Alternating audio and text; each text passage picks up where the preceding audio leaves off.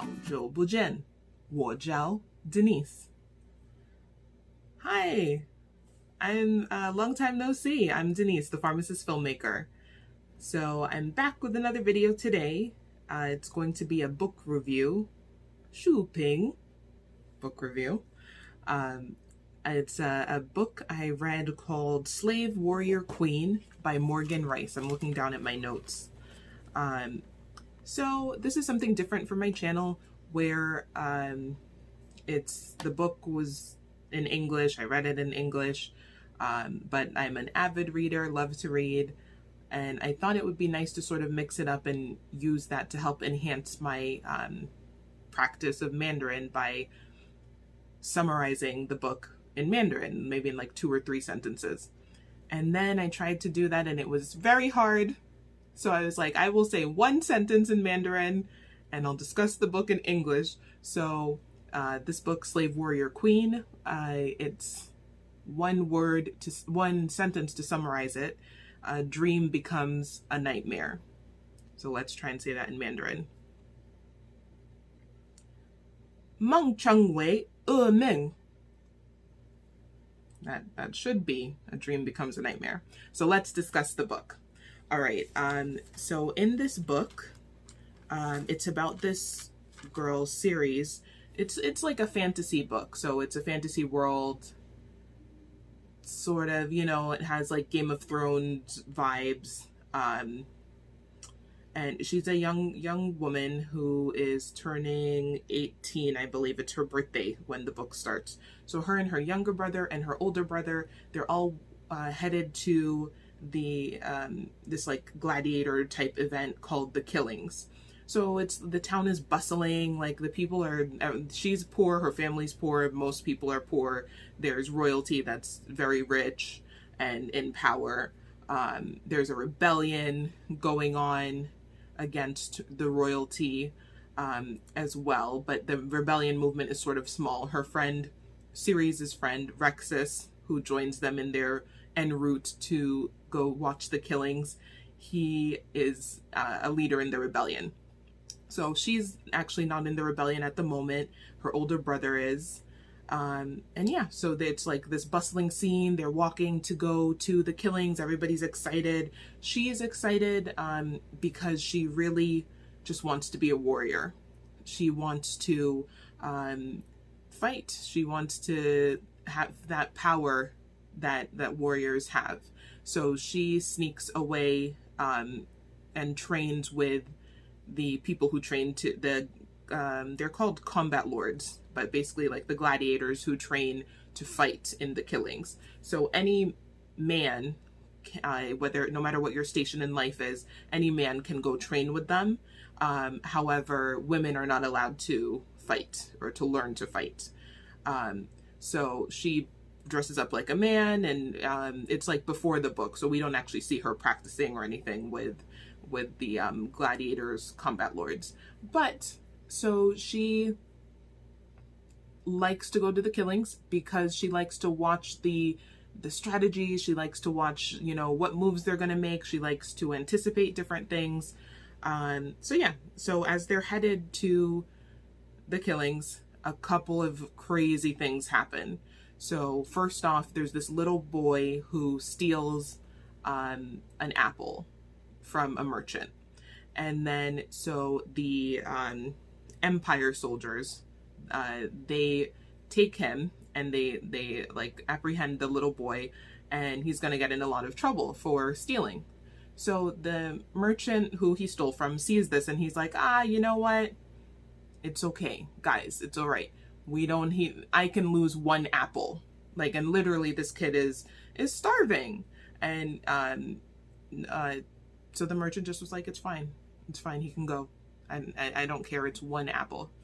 The Empire soldiers look at the merchant and they're like, so you think it's okay to steal from the Empire? Now, not only are we going to punish the little boy, but you are going to hold him down while we flog him, while we whip him publicly right now. This little precious baby boy. So now a crowd is forming. Everybody's like interested, and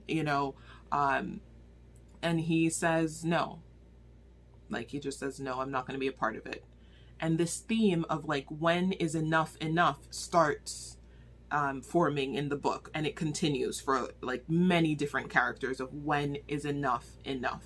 So let's say the merchant decided enough was enough, right? He's not going to be a part of whipping a little starving boy who took an apple from him that he doesn't care about. The Empire soldiers were like, oh, so you're not going to hold down this boy while we whip him? Then we will cut off your head and burn your store down to the ground. What? What just happened? What just happened? So I'm like, and it really bothered me, this scene, because no, violence against children, violence against anybody, but violence against children is so disgusting. It's so discomforting. It's so egregious. It's just nasty. And to put the merchant in this situation of either we're going to cut off your head and you will die and your business will be up in flames, or you hold down this little kid to be whipped. It just really bugged me out. Like, I was thinking, you can't be a part of that. But then I'm thinking, if they came to me, what if it was me? And it's and they're outside of my house, and they want me to hold down my next door neighbor little kid or something so that some soldiers can whip him. Or they're going to kill me and burn down my house with my cats and my sister in it. What? What an impossible, disgusting predicament. I would like to think that I would not participate in any of it, but that's real.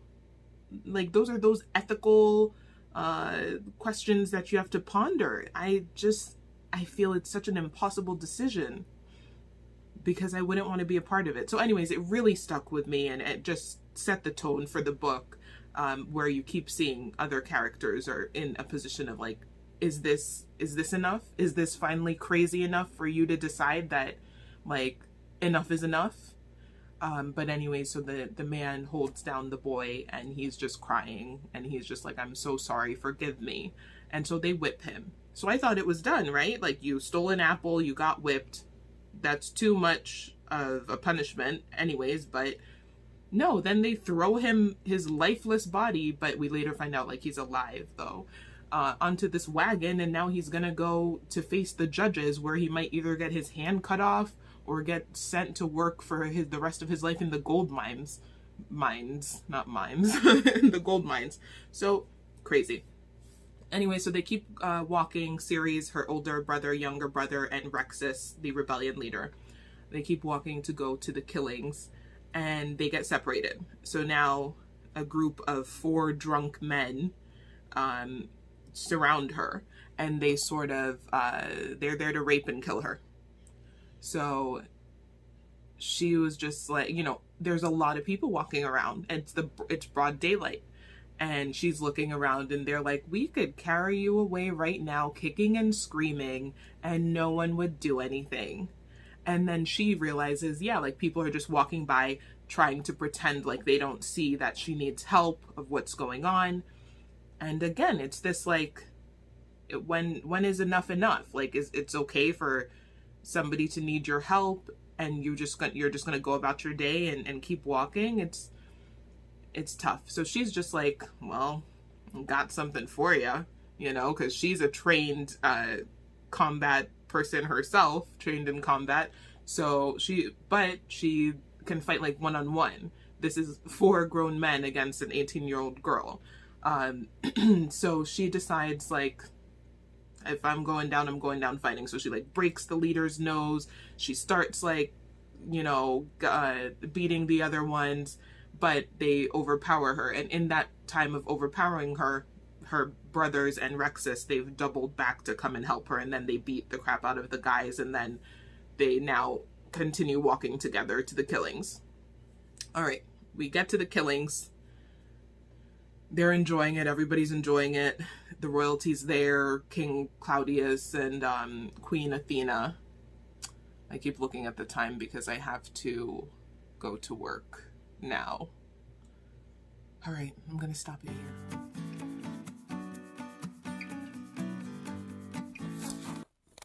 So I'm back. Work is done. Let's get back into it. And my beautiful cat Patches is here, so you might see her walking around. She's here for the book club.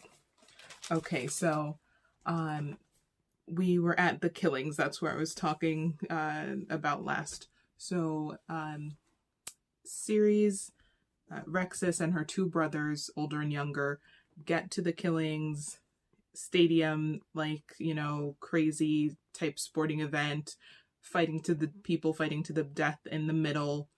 The royals are there, and they are betting on different people's lives, you know, the combat lords' lives. And Ceres doesn't like how like nonchalant a lot of the royals are about people's lives and disrespectful about it. So that's something that's going on there. Anyways, so it's all excitement.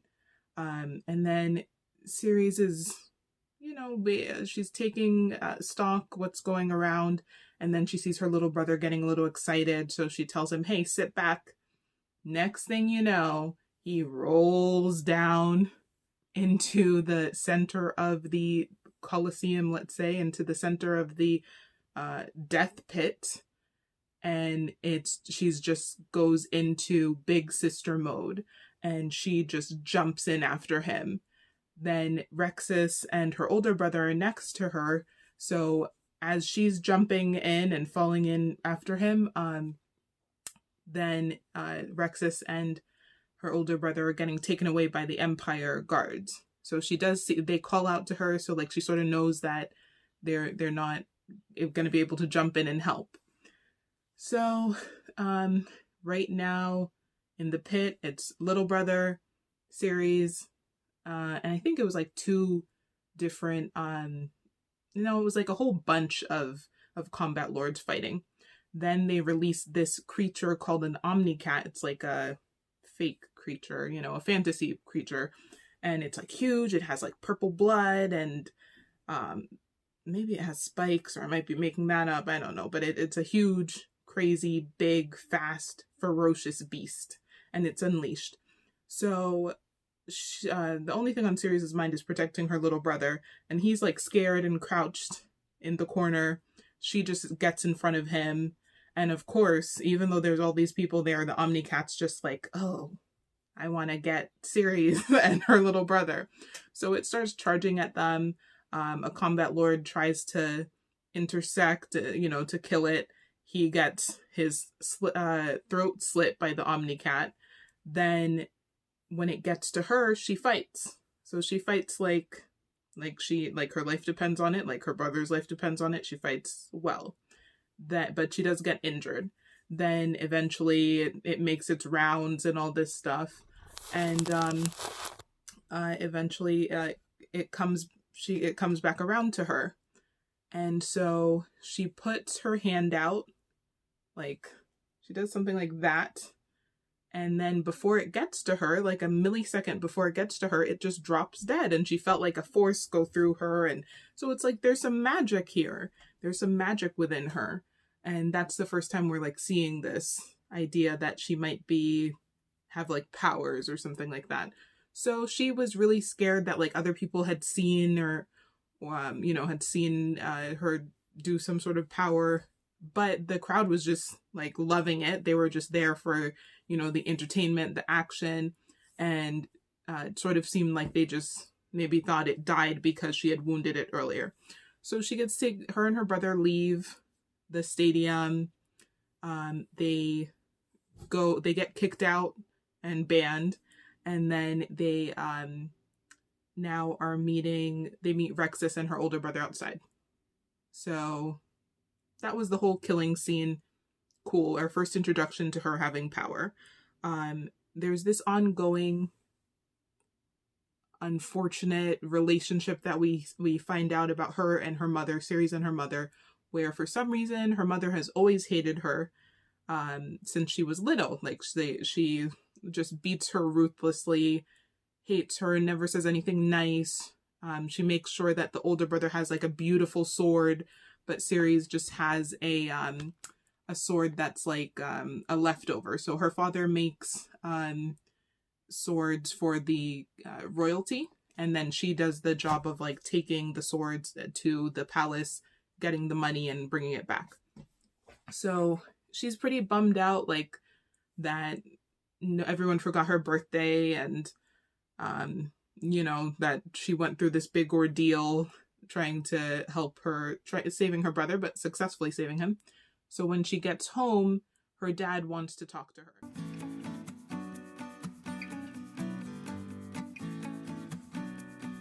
So Ceres' father tells her that he has to leave because of their family financial situation. He's going far away to another kingdom to make swords and weapons for them, and he'll be back maybe before winter. So it's going to be like months without him, but it's basically he's taking this job for like years. Like, so he's going to be separated from the family for a long time. So yes, she's extremely sad, and he's leaving today. So she's just like, please, like, take me with you. And he's just like, no.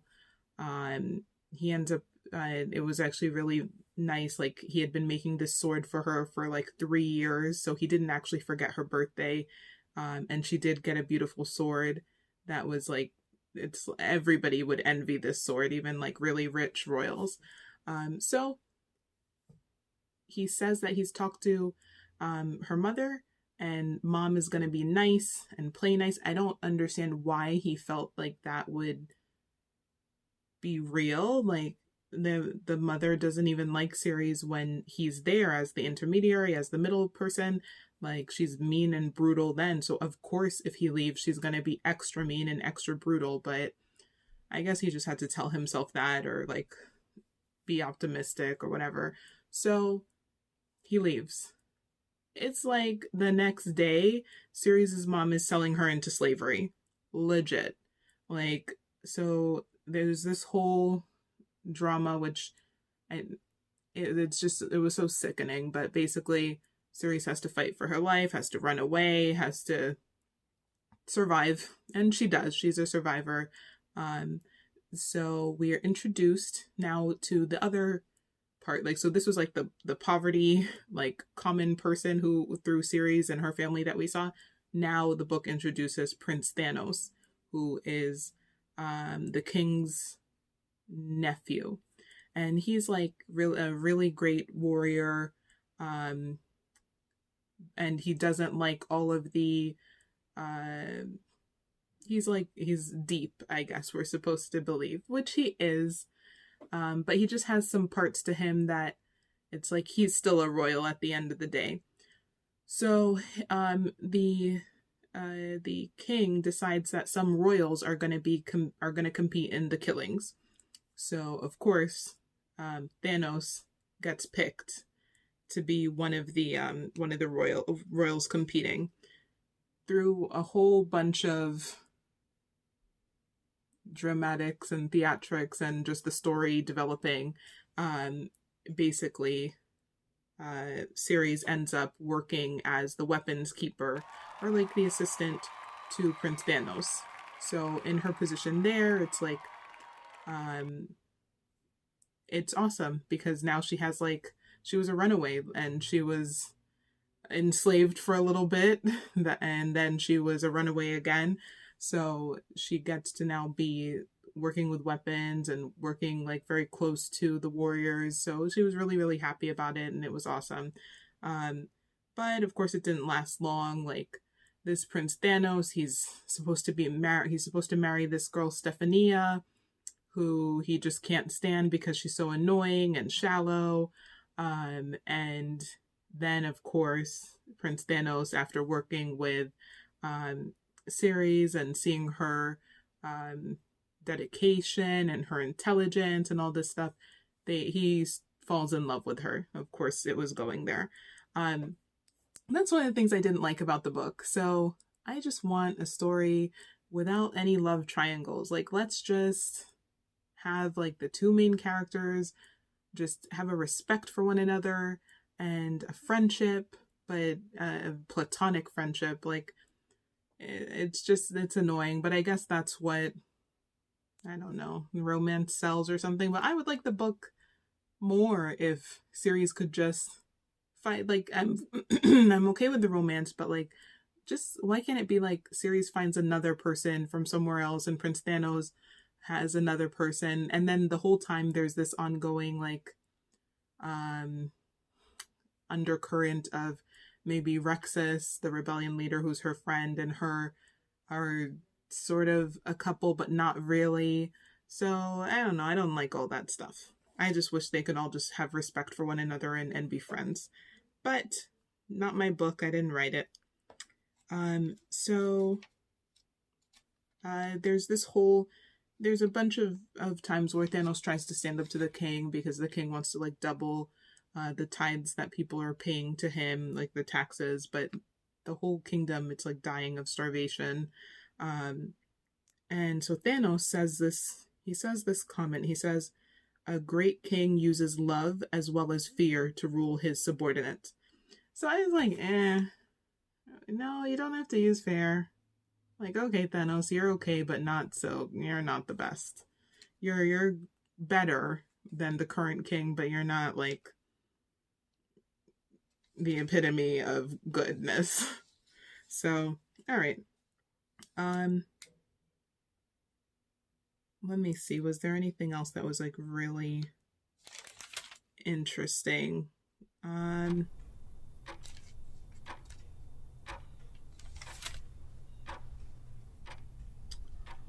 I think at the end of it, like I really enjoyed the story. It was a lot. It had a lot of ups and downs. After I finished it, I just needed like a moment because it was very dramatic. It was very like it ends in a way that the family's torn apart, and because the series' family is torn apart, like the siblings are all in different places. Her and Thanos are in different places. Like, there's a lot of lies and deceit that just shows itself at the end. And she ends up being a warrior, but it's like not under good terms. So I saw the slave. So the book is called Slave Warrior Queen. I saw the slave part because she was a slave for a second. She was sold into slavery by her mom. Saw the warrior part because she does become a warrior, but I couldn't figure out the queen part.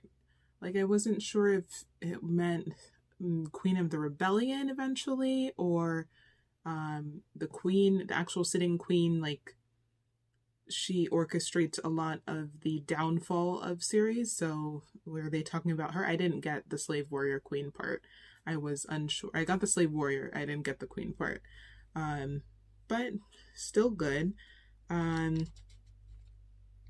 With that theme that I was talking about before of when is enough enough. So for series, it comes the moment that her mom is selling her into slavery. She actually says to herself in her, just to herself in her mind, she says, "This ends today."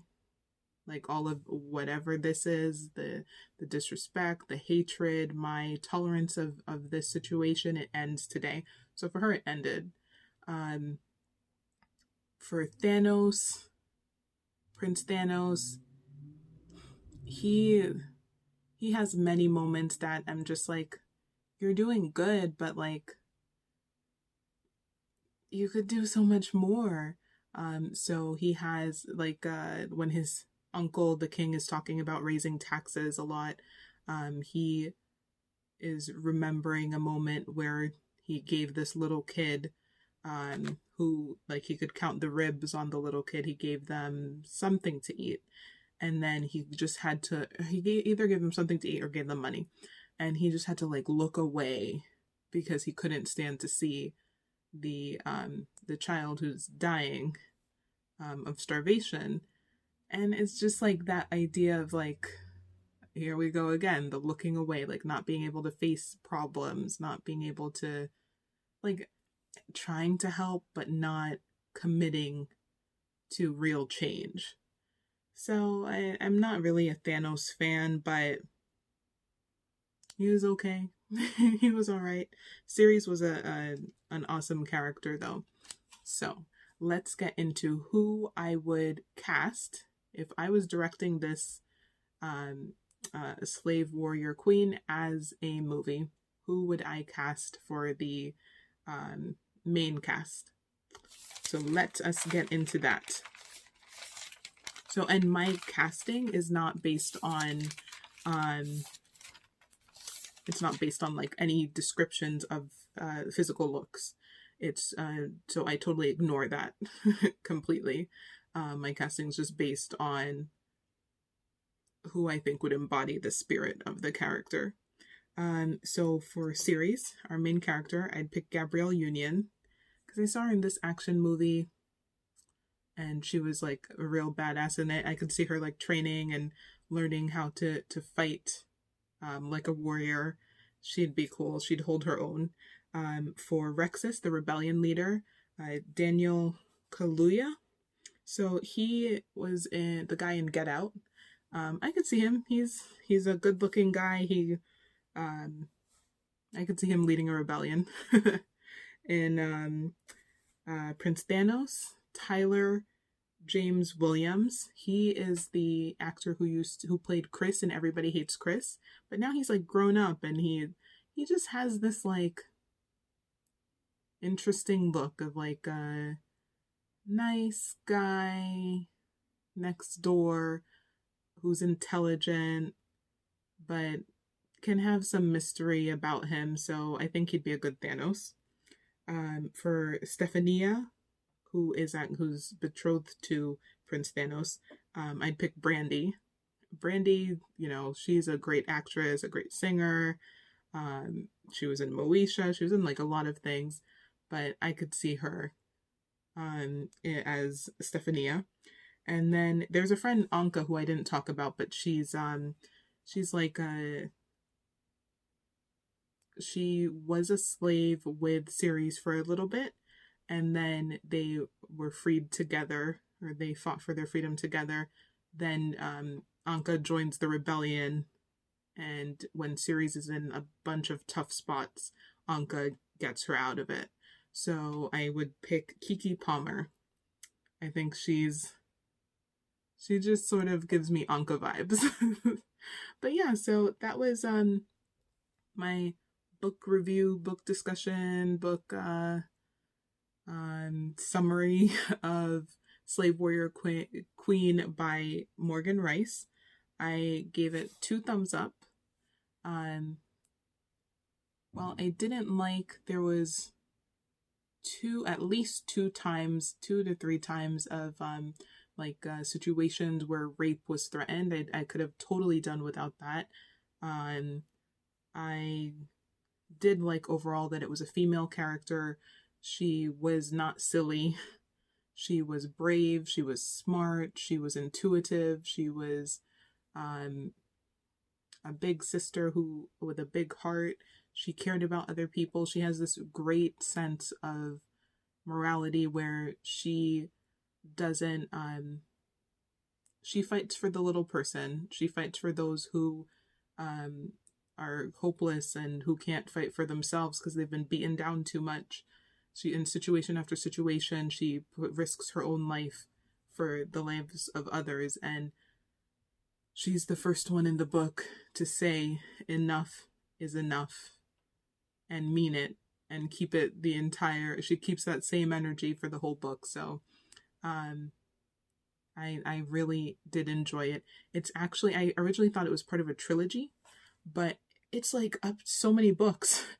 I think there's like I saw there was a book 6 even available. So in my library, they only had the first book available. They didn't have the second one. If it was available, I don't know if I probably would have started reading it right away, but because it's not there, I'm like, I'm going to take a breather from it. Maybe I'll come back around in some time to think about reading it whenever it is available at my library. But I enjoyed the first one, and I think it could have been good as a standalone. But it's expanding into this big world, I guess, of this book world, and I might go along for the journey.